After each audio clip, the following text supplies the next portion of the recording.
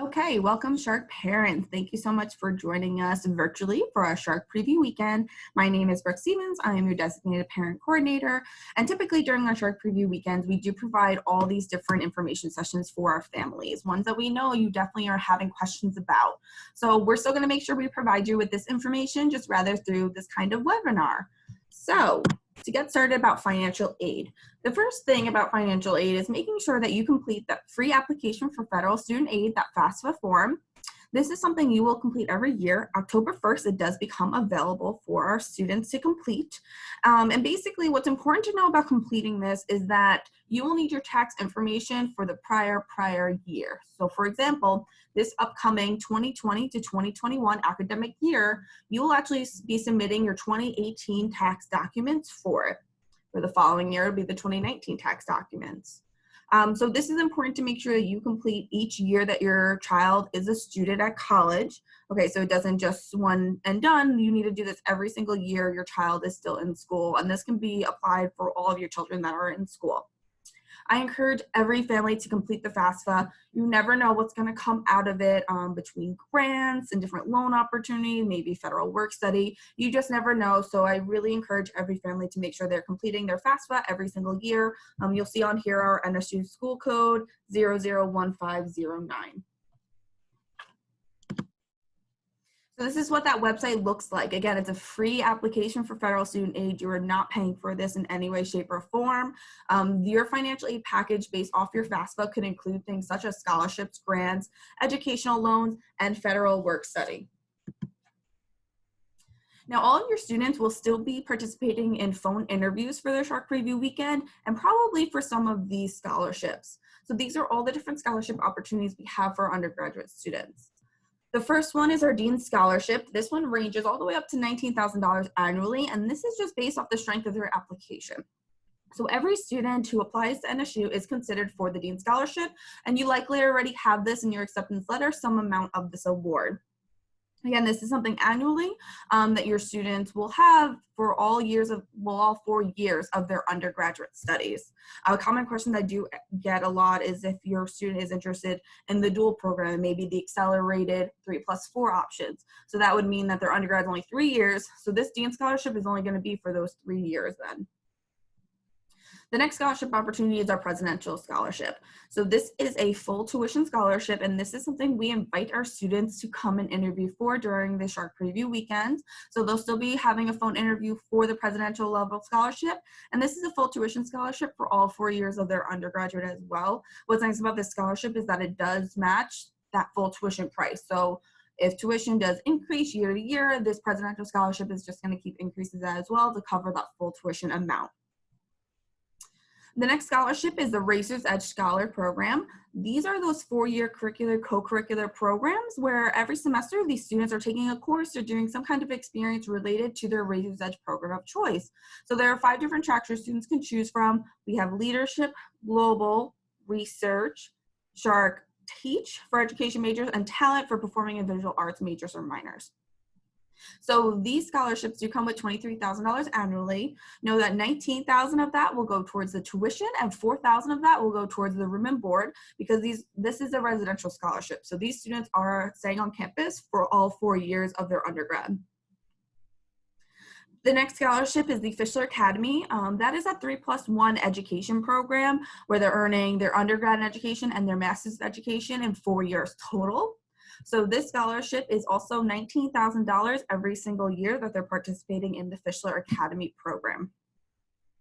In similar fashion, the Huizenga Business Innovation Academy, this is a 3+1 for the business and MBA program if you have future entrepreneurs on your hands. So this one also comes with $19,000 scholarship annually as well. So hopefully all of your students know about these opportunities and are making those phone interviews on the Friday for all of these different scholarship awards. Now, something that I get asked a lot too is when do they hear back from these scholarships and these premier programs that they're applying into. So they will hear back exactly 2 weeks from when their interview is, if not sooner. But definitely latest 2 weeks from when their interview is, and they will hear back with these updated scholarship amounts potentially. Okay. Something else before I move right along to know, these scholarships that I just talked about, any of these merit-based scholarships are not stackable. So if your student was already awarded the Dean Scholarship, for example, of say $15,000 a year, but then they're offered the Razor's Edge Scholarship of $23,000. They're not going to be offered both. Rather, the $23,000 will replace the $15,000 Dean Scholarship. So none of these ones are stackable. Okay, moving right along to grants. So there are some federal and state grants that your students potentially could earn. So again, grants are something that's based off the FAFSA information for the most part. And this is something they do not have to pay back at all.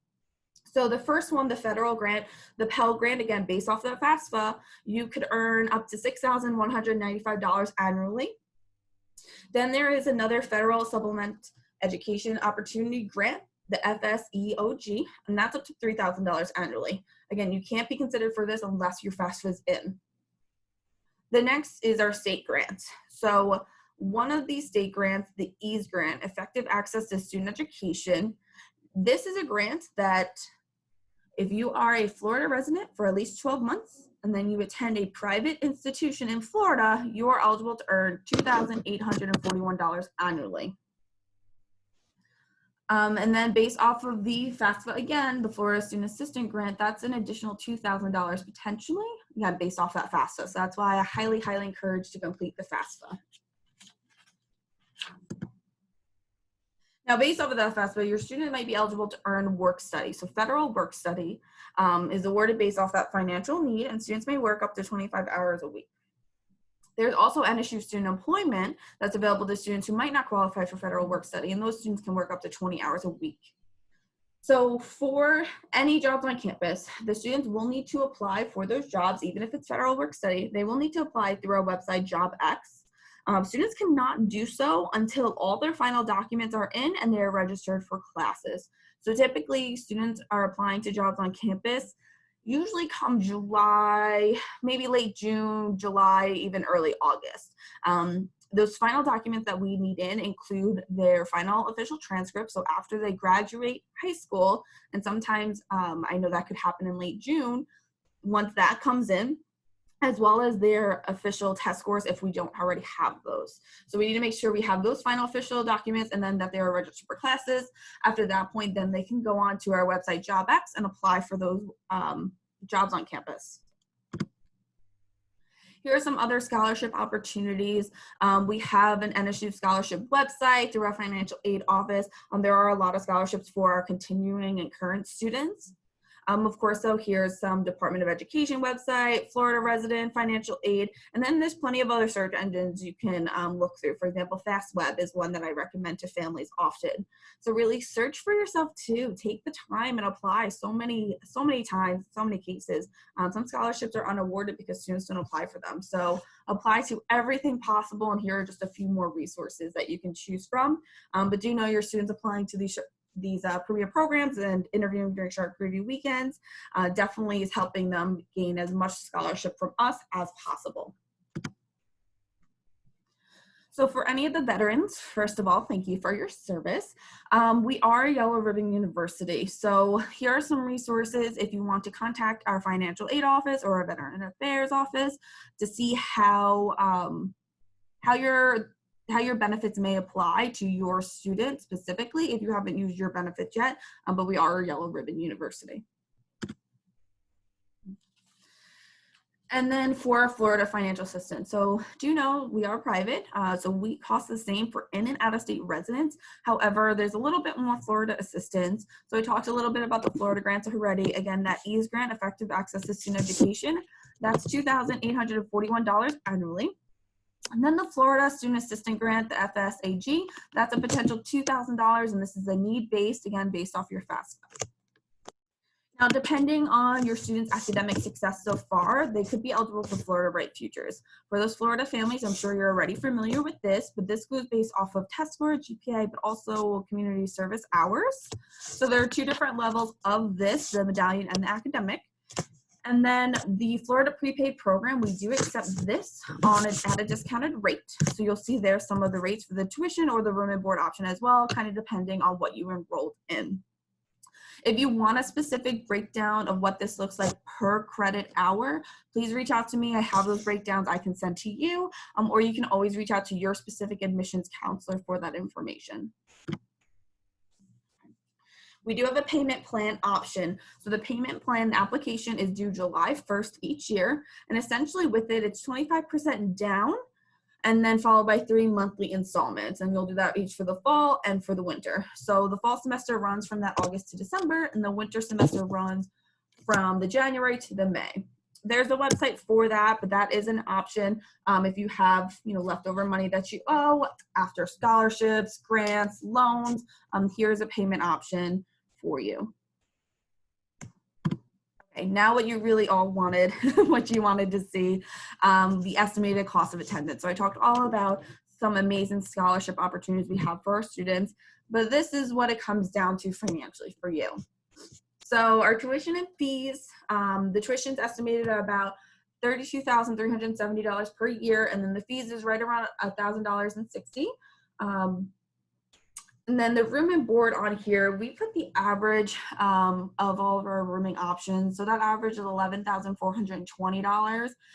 Please know that this can vary depending on the style of living your student chooses from. So for example, if they are choosing to live in a triple style room in Leo Goodwin, that rate for the room and the board, so that includes that meal plan, that is actually $9,240. Okay, so it's a little bit more affordable than what this $11,000 looks like. But if they decide to live in a single room within the common suite, that's going to be $13,070. Okay, so just know that this is the average, depends on the style of living. Really, I like to tell families it could range anywhere from $9,000 to $13,000 potentially their first year, depending on what they choose. The next thing to look at is the health insurance. So you can opt out of this, but this will be put onto your financial statement until you do. So you have to complete a form. You can print that out online, and you have to show your proof of insurance, and we want to make sure that it's comparable to what NSU's insurance would be, just to make sure that all of our students are covered with health insurance. But you do have to fill out this form every year by September 1st. Again, this amount, the $2,299, will go onto your financial statement until you officially opt out of it, and every year you have to opt out of it, proving the insurance. However, if you do decide for your student to take that health insurance, you're more than welcome to. Know that they will be covered on a 12-month basis for that. So this is what we're looking for the total cost. For those that are in the Tri-County area, might be living with their parents, you're looking around $35,729 for the year. And those that are out of state or traveling far from or in other areas of Florida and have to live on campus, that total cost is going to be $47,149. Okay, and that does include that health insurance that you can opt out of too. Know that our Tri-County residents, we don't require them to live on campus. However, if you'd like to, you can. And I will be having a whole presentation just on housing in a little bit as well. So the next steps for your admitted students, if they plan to officially become NSU Sharks. So what they can do already is activate their NSU email account and log into their Shark Link. Their Shark Link is their online portal that really holds everything. That's where they're going to register for classes. It's where their email is. It's where they'll see their financials. So that online portal is up and running as soon as they're admitted, so they can go ahead and set that up. The next is to confirm your enrollment and pay the $200 deposit. So this $200 will go towards tuition, but basically this is to confirm their seat for the fall 2020. This is due by May 1st. The next thing, if your students plan to live on campus or have to live on campus, they need to submit a housing contract and pay the housing deposit. The housing deposit is $500. This is also due on May 1st. And I will have a whole PowerPoint just specifically for housing and what that process looks like coming up. But just know for now that housing contract and deposit is due by May 1st. The next thing they'll do is schedule an appointment to register for courses. So they'll schedule an appointment either phone or Skype with their academic advisor. They cannot do this unless the enrollment deposit is paid, so that $200 deposit. So once that's confirmed, they can then go ahead and contact our academic advising office, and registration does open as early as April 13th, but no, most of our freshman students are registering for their courses throughout May, June, and July. Next, they will sign up for the new student orientation. So to give you a few important dates, classes begin on August 17th. It's a Monday. Move-in for most students will be August 12th. That's a Wednesday. And then orientation will be at 8 a.m. on that Thursday, August 13th, followed by our convocation that's available for students and parents that afternoon. Okay, so new student orientation is August 13th. I will say if any of your students are offered the Razor's Edge programs, the Fischler Academy, or the Huizinga Business Innovation Academy, their move-in will be Monday, August 10th.